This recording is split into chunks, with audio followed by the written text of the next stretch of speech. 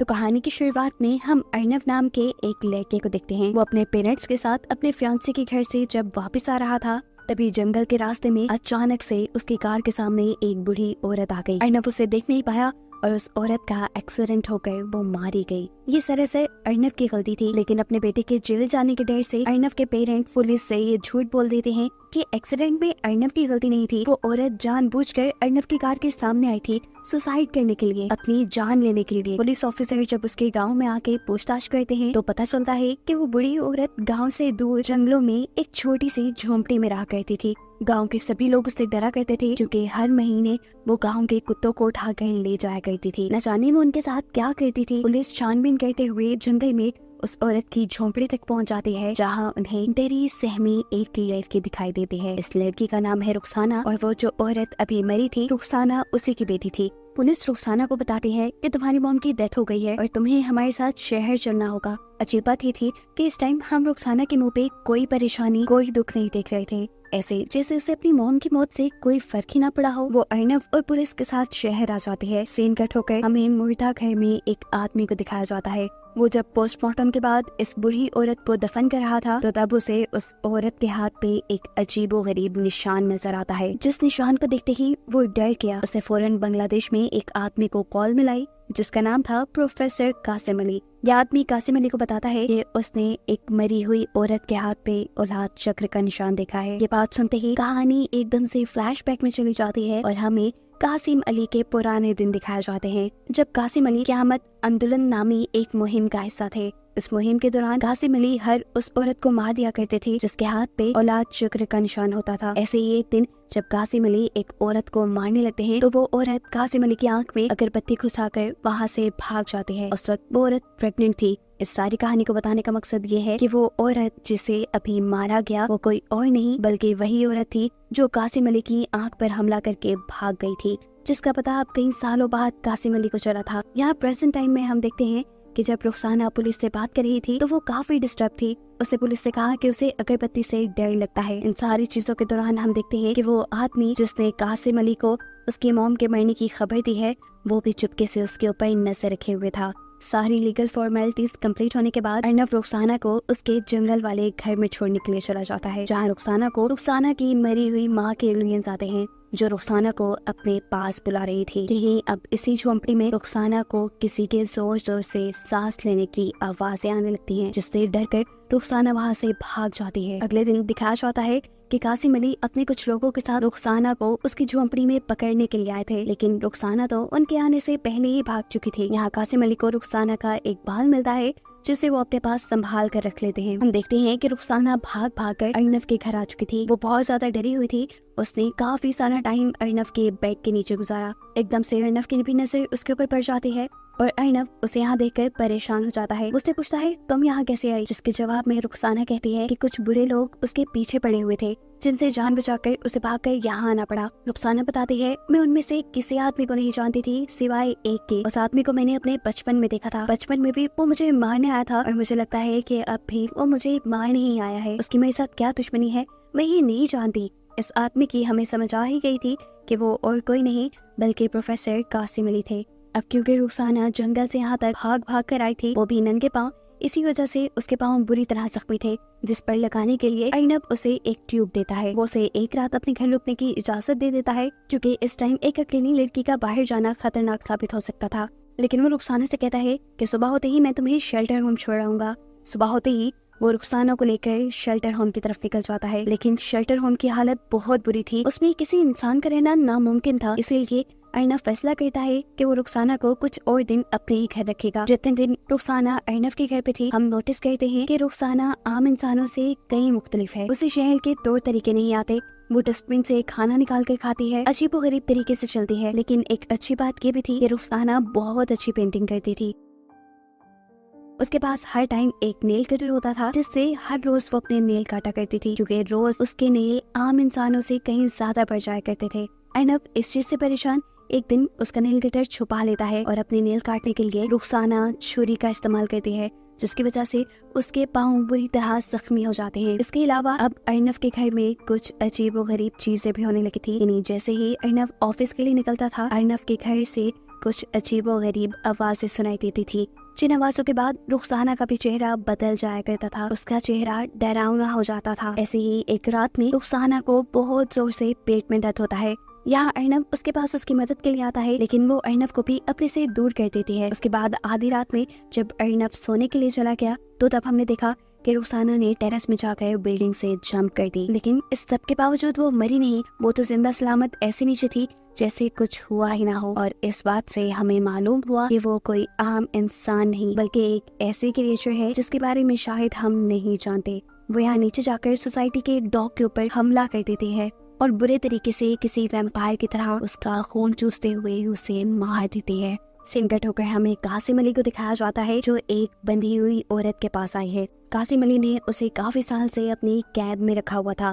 कासिम अली के सामने आते ही इस औरत का चेहरा बिगड़ जाता है, इतना खराब हो जाता है कि देखने के काबिल नहीं रहता, ऐसे जैसे वो कोई भूत हो। कासिम अली इस औरत को एक लड़की का बाल देते हैं और कहते हैं सूंघ के बताओ कि ये अब कहाँ है। ये रुखसाना का बाल था, जिसे सूंघ कर वो औरत प्रोफेसर से कहती है ये तुम्हारे हाथ नहीं लगेगी, उस पे बाहर आई है, अगर तुम फिर भी अपनी कोशिश करना चाहो तो कर लो। ये औरत उसे अर्नब का पता दे देती है, जिसके घर पे आजकल रुखसाना थी। अगले ही दिन प्रोफेसर अपने एक असिस्टेंट के साथ अर्नब की सोसाइटी में पहुंच जाते हैं। वो अर्नब को रोक कर बताते हैं कि तुम्हारे घर पे जो लड़की है वो इंसान नहीं है, वो एक इफरत की यानी एक डेविल की बेटी है। सिर्फ यही नहीं, प्रोफेसर अर्नब को ये भी बताते हैं कि वो लड़की तुम्हारे साथ जरूर इंटीमेट होकर बच्चे पैदा करने की कोशिश करेगी ताकि वो अपनी नस्ल को आगे बढ़ा पाए, लेकिन तुम्हें एहतियात करनी होगी। अर्नब, जिसे इन बातों पे बिल्कुल यकीन नहीं था, वो प्रोफेसर को सिक्योरिटी से कहकर बाहर निकलवा देता है, लेकिन फिर भी ये लोग अर्नब का पीछा नहीं छोड़ते। वो मुर्दा घर वाला आदमी अर्नब का कॉन्टिन्यूस पीछा करने लग जाता है, जिस बात का अर्नब को भी अंदाजा था।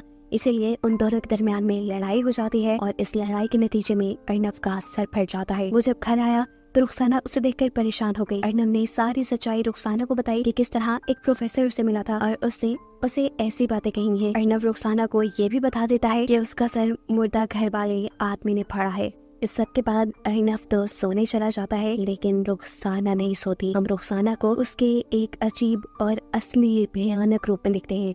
वो अब किसी जानवर की तरह बिहेव कर रही थी और किसी जानवर की तरह ही छलांगे लगाते हुए वो मुर्दा घर में जाकर बेदर्दी से उस मुर्दा घर वाले आदमी को मार देती है और फिर दोबारा उछलते कूदते हुए अर्नब के उठने से पहले घर वापस लौट आती है। अर्नब जब उठता है तो देखता है कि रुखसाना बहुत ही प्यार से उसके पास बैठी हुई थी, लेकिन इसी टाइम हम देखते हैं कि यहाँ पर अर्नब की फियांसी आ जाती है, जो इन दोनों को एक साथ देखकर गुस्सा होकर वहाँ से चली जाती है। और इस सब की वजह से अर्नब बहुत ज्यादा टेंशन में आ जाता है। वो रुखसाना को घर से निकल जाने का ऑर्डर दे देता है और गुस्से में रुखसाना उसी को गला पकड़कर हवा में उठा देती है। रुखसाना जानती थी कि उसने गलत कह दिया, इसीलिए वो बार बार अर्नब से उसकी इस हरकत के लिए माफी मांगती है, लेकिन अर्नब भी अब डर चुका था। रुखसाना का ये बिहेवियर देखकर उसे प्रोफेसर कासिम अली की बात याद आने लगी थी। वो घर से बाहर निकलकर जब प्रोफेसर कासिम अली के ऊपर रिसर्च करता है तो उसे जो बातें मालूम होती हैं उससे उसके होश उड़ जाते हैं। उसे मालूम होता है कि आज से कई साल पहले बांग्लादेश के अंदर लोग लड़कियों को किडनैप करके उनके ऊपर काला जादू किया करते थे। इस जादू के दौरान एक कल्ट लड़कियों को डेविल के हवाले कर देता था। वो इन लड़कियों के साथ इंटीमेट होता था ताकि उसके इंसानों जैसे बच्चे इस दुनिया में आ सके। जो लड़कियां इफरत के साथ इंटीमेट हो जाती थी उनके हाथ पे औलाद चक्र का निशान बना दिया जाता था, जैसा रुखसाना की मोम के हाथ पे था।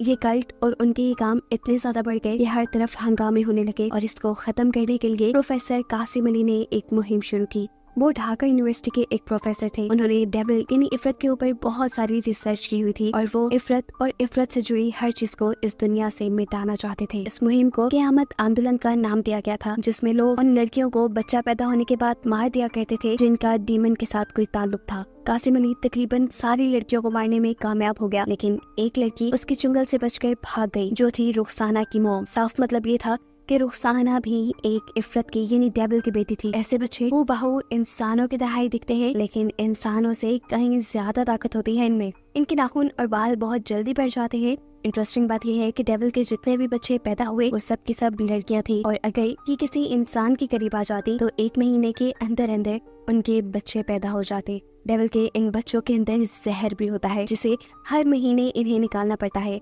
अगर ये हर महीने उस जहर को ना निकाले तो उस जहर से ये खुद ही मर जाए। काफी सारी ऐसी लड़कियां इंसानों का शिकार करके इंसानों में अपना जहर डालकर उन्हें मार दिया करती थी, लेकिन रुखसाना और उसकी मॉम इस काम के लिए कुत्तों को मारती थी। अब अर्नव, जिसे ये सारी हकीकत पता चल चुकी थी, वो बहुत उदास घर लौटता है और यहाँ रुखसाना एक और मर्तबा उससे माफी मांगने लग जाती है। यहाँ रुखसाना अर्नव को बताती है कि वो भी प्रेग्नेंट है और अर्नव ये सुनकर पूरी तरह शॉक रह जाता है। डरकर वो रुखसाना को जंजीरों से बांध देता है और प्रोफेसर कासिम अली को अपने पास बुलाता है। प्रोफेसर कासिम अली रुखसाना के ऊपर बहुत जुल्म करते हैं, उसे बहुत मारते पीटते हैं और अर्नव उसे यहीं पर हेल्पलेस छोड़कर चला जाता है।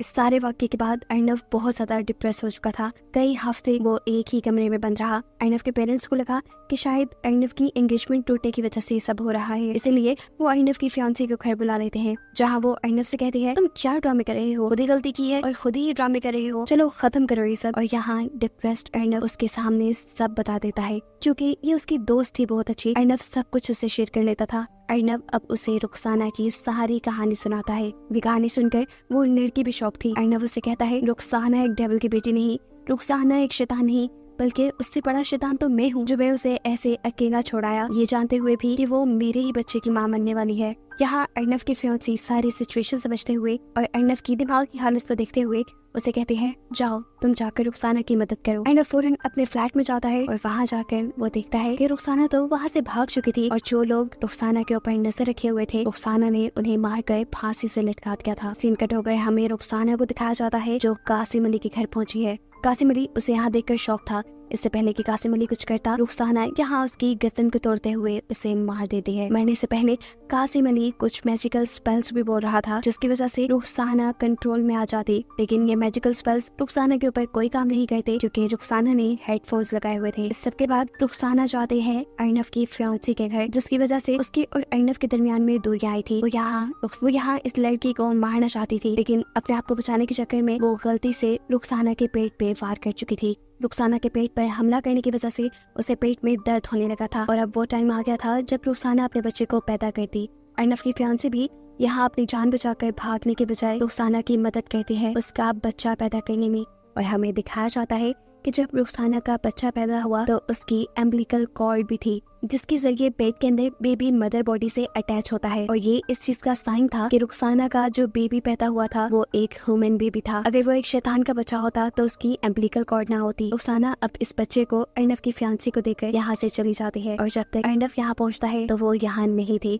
अर्नव उसे ढूंढते ढूंढते उसी जंगल तक पहुँच जाता है जहाँ मूवी के स्टार्ट में उसने पहली मर्तबा रुखसाना को देखा था। रुखसाना उसे यहाँ मिल भी गई। वो अर्नव को बताती है कि उसका बच्चा एक इंसान है, कोई शैतान का बच्चा नहीं, और ऐसा सिर्फ इसलिए हुआ था क्योंकि वो अर्नव से सच्चा प्यार करती थी। आज रुखसाना का वो दिन भी था जब उसकी बॉडी के अंदर जहर बहुत भरा हुआ था। वो चाहती तो यहाँ अर्नव को मार देती, लेकिन वो अर्नव को कुछ नहीं करती और इस तरह उसका जहर उसे ही मार देता है, जिसे दिखाते हुए ये कहानी यहाँ खत्म हो जाती है। लेकिन कहानी के आखिर पे मैं आपको बता दूं कि रुखसाना के मरते साथ ही डेविल के सभी बच्चे मारे गए थे और ये काम कासिम अली ने आज से कई साल पहले ही कर लिया था। उस टाइम बस रुखसाना की मॉम भाग गई थी, जिसकी वजह से एक रुखसाना ही डेविल की बेटी थी जो मारी नहीं गई। उसका बेटा भी पूरी तरह इंसान था और ये दुनिया अब इस डेविल के कल्ट से आजाद थी।